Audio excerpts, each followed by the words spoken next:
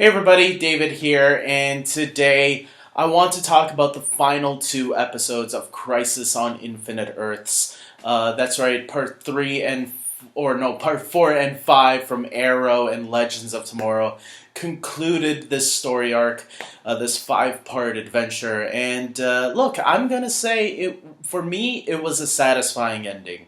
Was this my favorite crossover of all time? Maybe not, but I do think it was a big step. I can see what they were aiming for. They really wanted this to be their Infinity War and their Endgame. If you look at part 1, 2, and 3, which were before the Christmas break, Supergirl, Batwoman, and The Flash, that was Infinity War all the way through. It was the adventure, trying to stop this thing from coming, and unfortunately, by the end of it, everybody's wiped out, except for a remaining few that will be the ones that will have to change the course going forward, right? And then you got these last two parts from Arrow and Legends, which were the Endgame portion of the crossover, where it's time to bring everybody back, but with some memories of the past, because when they were in the Speed Force, and even though it was mostly centered on Arrow, I felt that those flashbacks were kind of like the time travel device in Endgame. And then, of course, bringing everybody back and having the big final battle with the main threat who we thought was dead, but then actually returns, just like in Endgame. So yes, clearly there was a big... Infinity War and Endgame were big influences on this crossover, as we can tell. They wanted to make the most ambitious crossover as they could get, and it could have been a lot better, I'll say that. Even though I enjoyed the crossover, I enjoyed the cameos, I will say the cameos, if you were to take them out, it wouldn't have changed much. I think the cameos are a lot of fun, but I don't think they had the same impact that the many cameos in Endgame and even Infinity War had. What made those cameos great were that they factored into the story to a degree, where the cameos in this one didn't really impact the characters or their journey through the story. And I think that's kind of where the Arrowverse failed at that in this crossover event. But they were a lot of fun. And let's get to the big one in this crossover this week. Because Ezra Miller as the Flash, I got spoiled. I didn't see the episode last night when it originally aired. I had to wait for today to finally see it, and I did, and I loved it. I loved it when it was spoiled to me last night. I had to watch the clip. As soon as people were talking about it, I had to watch it, and then I watched it in the full context of today, and I still loved it. That was a shock. I couldn't... Everybody was wondering, like, who could they get from the DCEU? I thought, at best... maybe Gal Gadot, maybe Jason Momoa, maybe Zachary Levi, but I never thought Ezra Miller because, the Flash movie has been on hiatus for a very long time, and some people have been already talking about maybe this was Warner Brothers' way of showing that, no. Ezra Miller is still here as the Flash. His Flash movie is finally coming in 2022. And look, he is sticking around because I read that it was Peter Roth, president of Warner Brothers, who did push for the cameo. So I think that was a statement from Warner Brothers themselves. The fact that they let them use the costumes as well, shows that no, Ezra Miller is staying, and he's going to be our Flash in 2022 going forward. So, and they did say they are going to do the Flashpoint storyline. So, to see Ezra Miller here interacting with Grant Gustin, that is something fan fiction would create. But the fact that we actually got it here, I wish it could have been more important to the story, but I get it, especially from what little time they had to do to play with. My expectations on all the cameos before the crossover started was as soon as I heard Tom Welling was only there for one day on set, I realized I better lower my expectations, and I think that helped me with the many cameos throughout this crossover. I really enjoyed a lot of them, and then of course Marv Wolfman, who wrote the comic book Crisis on Infinite Earths, got a cameo in the Legends of Tomorrow episode. Yeah, I thought there were a couple of emotional moments in these last two episodes, and I'm gonna admit I don't normally cry or tear up during movies or TV shows. Sorry, movies get me more than TV shows do. But TV shows, it's very rare when a TV show can tear me up. Tear me up, you know. The last one I teared up with was Stranger Things, the last season, season 3, where Elle was reading the letter from David Harbour's character after he was seemingly killed off. The moment where Arrow, after he sacrifices himself to kill the Monitor the first time around in the first battle, um, I that scene actually teared me up quite a bit. I was actually surprised how well. I thought that was a better death for Oliver than the first one that they gave us back in the Supergirl episode, Part 1. This was the way Oliver should go out, and I really thought it was a powerful moment, especially with Sarah and Barry being there to be the last ones to talk to them. I really liked the conversation back and forth going on with those characters. I even really liked the little moment with Barry and Sarah in the Legends episode. I thought they both had there was they have good chemistry, I thought, so they played nicely with each other. There were a lot of great interactions. Obviously, we got Black Lightning back, because in the Legends of Tomorrow episode, after everybody comes back, we find out that the Earths merge. Now, this is something a lot of people were expecting to happen, because in the comics, the Earths merge and there becomes a Prime Earth.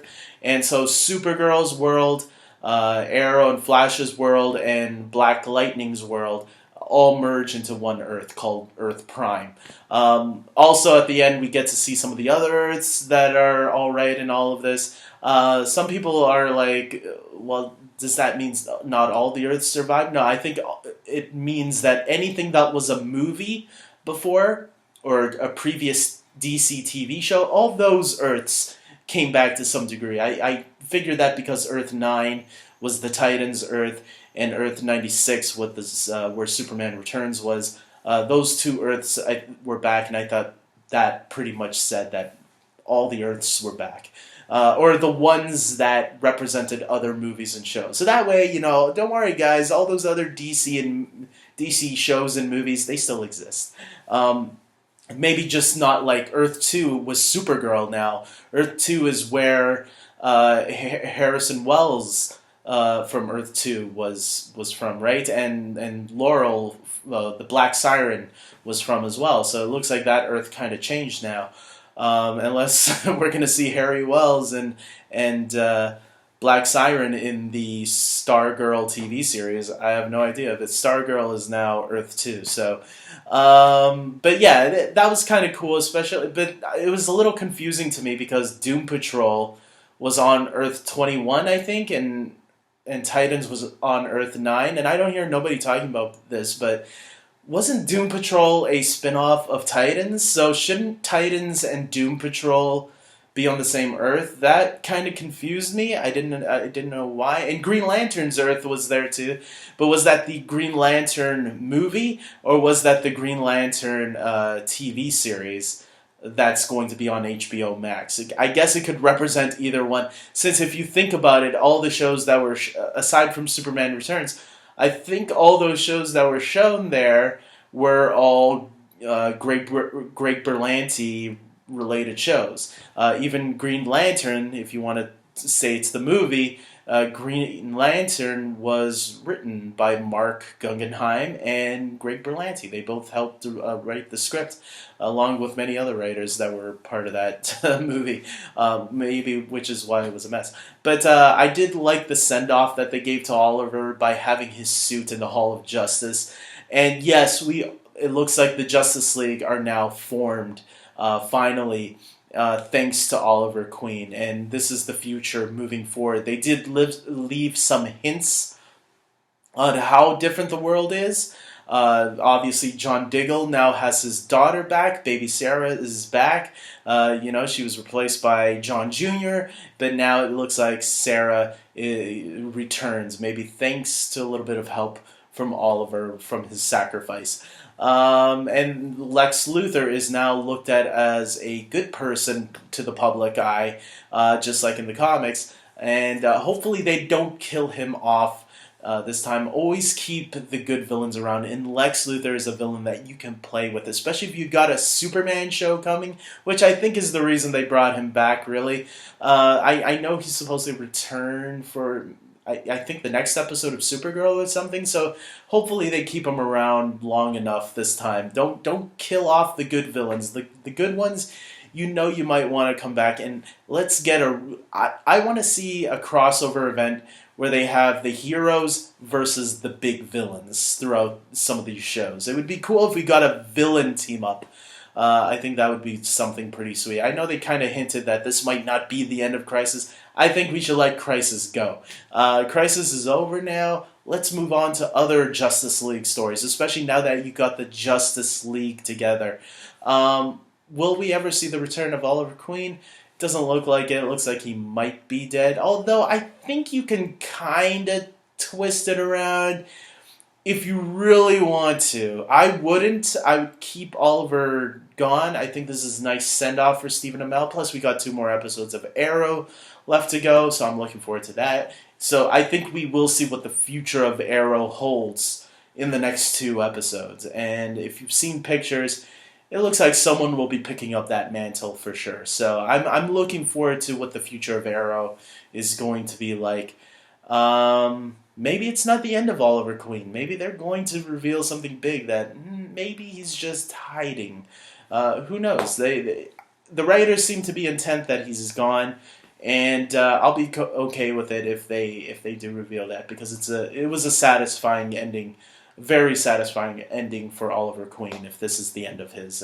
They've been, hinting at it since last year, and now it's finally done, and I think it was a heroic death. So, with that being said, guys, yes, Crisis on Infinite Earths, maybe not my favorite crossover of all the crossovers they've done. I think I might like Crisis on Earth X a little bit more. Even the original crossover, Flash versus Arrow and Brave and the Bold, I thought were 2 really great episodes. And funny enough, those were just one part. I even think I liked the Legends of Today and Legends of Tomorrow, the one that was featuring Hawkeye and Hawkman for the first time, with Vandal Savage and Arrow and Flash fighting them. I thought that was a really good 2-part episode, and I think I'd place this one over Elseworlds and Invasion.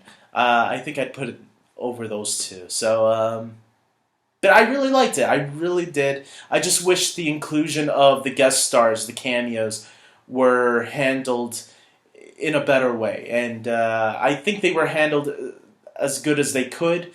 But I think there could have been a better way to integrate them into the story. I was hoping they would be more integrated into the story. That's what I was hoping a little bit more of. There's always other times, right? The multiverse still exists. So, with that being said, guys, I hope you like this video.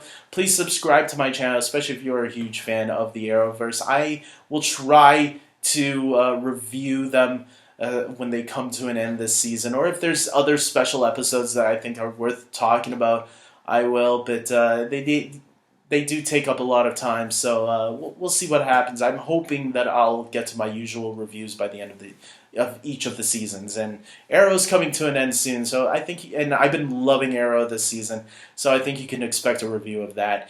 And I think I'm going to end that here. If you guys want to comment below and tell me your thoughts on the crossover as a whole, go for it, or these 2 episodes, doesn't matter. And until next time, take care.